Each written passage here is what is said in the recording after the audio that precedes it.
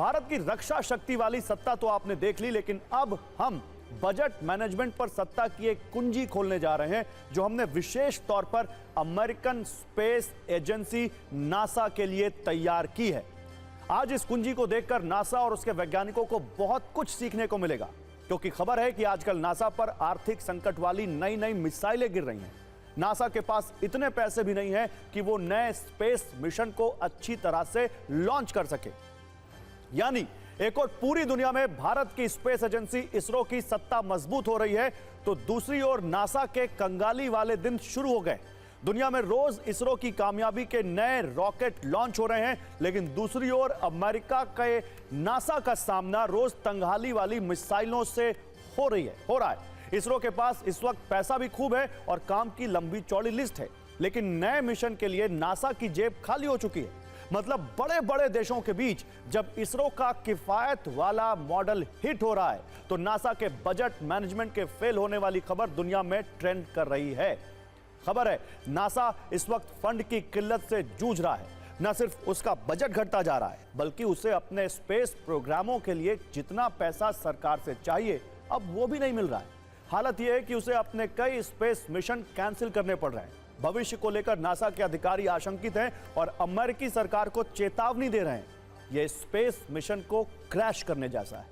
दरअसल वित्त वर्ष 2024 में नासा ने 2,24,000 करोड़ का बजट मांगा था, लेकिन सरकार की ओर से उसे 2,07,000 करोड़ रुपए मिले और उसके 9% बजट पर कैची चल गई। बड़ी बात यह कि जो रकम उसे 2024 में मिली, वो 2023 से भी 2% कम है। अब नासा ने अमेरिकी सरकार के सामने नई डिमांड रखी है और वित्त वर्ष 2025 के लिए 2,11,000 करोड़ रुपए की मांग की है, लेकिन जिस तरह से हालात हैं, इतना बजट मिलना भी मुश्किल लग रहा है। अब नासा के बजट कम करने के 2 फॉर्मूलों पर चर्चा हो रही है। इनमें एक फॉर्मूला ऐसा भी है जो अगर लागू हो गया तो नासा का बजट कम होकर 19 अरब डॉलर तक जा सकता है, और इसी को लेकर नासा के वैज्ञानिक नाराज हैं। इस बारे में 19 मार्च को नासा की ओर से सरकार को एक चिट्ठी भी लिखी गई थी, जिसे हमने पढ़ा तो कई इनसाइट्स मिले। अब न्यूज मित्रों के मन में सवाल यह होगा कि आखिर नासा की हालत कैसे हो गई, तो इसका जवाब भी आपको बताते हैं। दरअसल अक्टूबर 1957 में जब सोवियत संघ ने पहली आर्टिफिशियल सैटेलाइट स्पुतनिक लॉन्च की, तो इसे अमेरिका ने नाक का सवाल बना लिया। भारी भरकम पैसा लगाकर नासा का गठन किया। 1965 में अपने चरम पर नासा की फंडिंग कुल अमेरिकी सरकारी खर्च का लगभग 5% थी, क्योंकि तब अमेरिका चंद्रमा की दौड़ जीतने और सोवियत संघ को हराने के लिए बेचैन था। लेकिन वक्त के साथ साथ नासा के महंगे मिशन से अमेरिका का नाम तो हुआ, लेकिन बजट का बोझ भी बढ़ता चला गया और इसी वजह से नासा के बजट पर विचार करने की नौबत आ गई और अब वर्ष दर वर्ष कमी होती जा रही है। बजट कम होने की सबसे बड़ी वजह अमेरिकी सरकार पर कर्ज के भारी भरकम बोझ को बताया जा रहा है। मौजूदा वक्त में अमेरिकी सरकार अनावश्यक खर्चों में कटौती कर रही है और इससे नासा का बजट भी प्रभावित हो रहा है।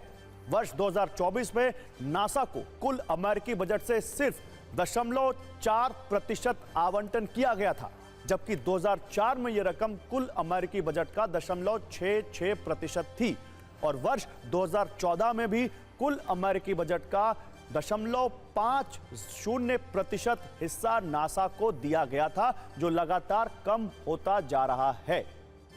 तो अब वैसे नासा को भारतीय स्पेस एजेंसी इसरो से भी बहुत कुछ सीखने की आवश्यकता है और आज हमने उसका थोड़ा काम आसान करने की कोशिश की है, क्योंकि आज हम इसरो की कामयाबी से जुड़े कुछ पन्ने पलटने जा रहे हैं, जिसे आप भी ध्यान से देखिएगा।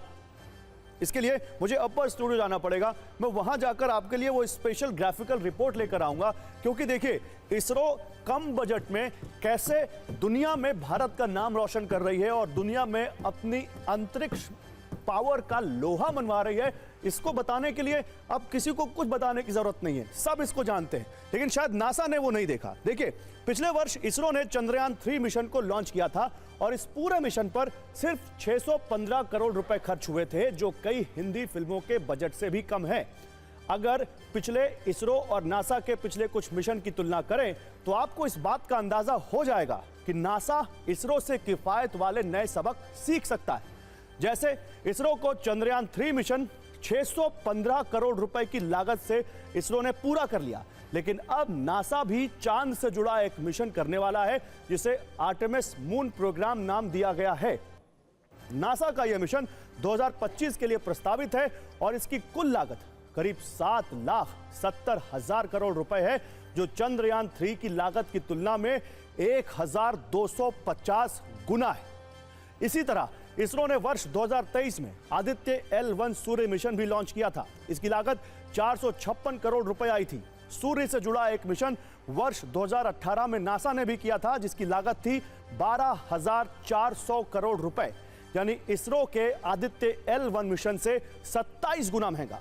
इसी तरह वर्ष 2013 में इसरो ने मंगलयान मिशन भी किया था, जिसकी लागत 555 करोड़ रुपए आई थी, जबकि 2007 में नासा ने भी मिशन मंगलयान सफलतापूर्वक पूरा किया था, लेकिन उसका खर्च था 3,500 करोड़ रुपए, यानी भारत के मिशन से 6 गुना महंगा। तो अब यही नासा के लिए वो बजट वाली कुंजी है जो आज हमने खोली है, जिसमें यहां पर उसके लिए किफायती बजट में अच्छा काम करने का संकेत तो है ही, लेकिन साथ ही साथ नासा के लिए सामने इसरो के वो सफल मिशन भी हैं जो वो उसके लिए उसको ये बता सकते हैं कि कैसे बहुत कुछ सीखा जा सकता है उन एजेंसियों से जो दुनिया में इस वक्त अलग अलग देशों में काम कर रही हैं, जैसे इसरो। लेकिन अब एक सवाल यह भी है कि आखिर इसरो के मिशन इतने किफायती कैसे होते हैं? आखिर नासा कहां पर पैसे उड़ाता है और इसरो कहां पर पैसे बचाता है? तो इसका भी एक चार्ट आपको दिखाते हैं, क्योंकि नासा बड़े उद्योगों से रॉकेट उपग्रह बनवाता है और फिर उन्हें खरीदता है। इससे रॉकेट की लागत कई गुना बढ़ जाती है, जबकि इसरो की सफलता का मंत्र है स्वदेशीकरण, यानी उनके रॉकेट देश में ही तैयार किए जाते हैं। इससे उनकी लागत कम हो जाती है। इसके अलावा नासा या किसी यूरोपीय देश में किसी मोटर या इंजन को पास करने के लिए कम से कम 8 टेस्ट किए जाते हैं, जबकि भारत में ज्यादा से ज्यादा 2 या 3 टेस्ट में कोई मोटर या इंजन पास हो जाता है और इससे भी पैसे की बचत होती है। इसके अलावा एक और बहुत बड़ा फैक्टर है मैन पावर कॉस्ट, जो अमेरिका में बहुत ज्यादा है, जबकि अमेरिका, रूस और यूरोप की तुलना में भारत का सबसे बड़ा फायदा मैन पावर कॉस्ट है, जो काफी कम है। 1969 में बनी हमारी भारतीय स्पेस एजेंसी इसरो दुनिया की सबसे कामयाब स्पेस एजेंसियों में शुमार है, इसलिए इसरो को कमर्शियल लॉन्चिंग का बादशाह भी कहा जाता है। इसरो को कम लागत में सैटेलाइट्स लॉन्च करने और मिशन को पूरा करने में महारत हासिल है। पिछले 60 वर्षों में इसरो 34 देशों के छोटे बड़े 424 सैटेलाइट्स लॉन्च कर चुका है और सिर्फ पिछले 5 वर्षों में ही इसरो ने 100 करोड़ से ज्यादा की कमाई की है। इन मिशन में इसरो की सफलता का स्ट्राइक रेट 80% से भी ज्यादा है, यानी अमेरिका के नासा, यूरोपियन स्पेस एजेंसी और रूस के रॉसकॉस्मोस जैसे स्पेस ऑर्गेनाइजेशन भले ही आर्थिक रूप से ज्यादा मजबूत हो, लेकिन स्पेस मिशन की लॉन्चिंग की सफलता के मामले में इसरो भी कम नहीं है। वैसे आज नासा की कंगाली वाली इस खबर को देखकर हमें अमेरिका के मशहूर अखबार न्यूयॉर्क टाइम्स का वो कार्टून भी याद आ गया, जो उसने भारत के मिशन मंगलयान की सफलता के बाद छापा था। दिखाया गया था इसमें कि एक किसान बैल लेकर मंगल ग्रह पर पहुंचकर दरवाजा नॉक कर रहा है, खटखटा रहा है, और अंदर 3-4 विकसित पश्चिमी देशों के वैज्ञानिक बैठे हैं और लिखा हुआ है एलीट स्पेस क्लब। लेकिन आज इसरो ने अपनी मेहनत और काबिलियत के दम पर कहानी को पलट दिया है। आज पूरी दुनिया में इसरो की कामयाबी की मिसालें दी जाती हैं, तो अब न्यूयॉर्क टाइम्स के पास बहुत अच्छा मौका है।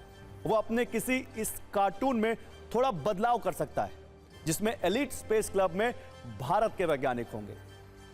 अब इस खबर का नजरिया 9 व्यंग या कटाक्ष को एक तरफ रख दें तो दुनिया की सारी स्पेस एजेंसियों के बीच आपस में एक तरह की स्पेस रिश्तेदारी भी है। अंतरिक्ष में इंसानी सभ्यता को आगे बढ़ाने के लिए एक दूसरे के अनुभवों से सीखना बहुत जरूरी है। नासा जिस तरह संकट से गुजर रही है, उसे अपने स्पेस मिशंस को किफायती बनाना होगा और इसके लिए वो चाहे तो इसरो के किफायती मॉडल से बहुत कुछ सीख सकती है।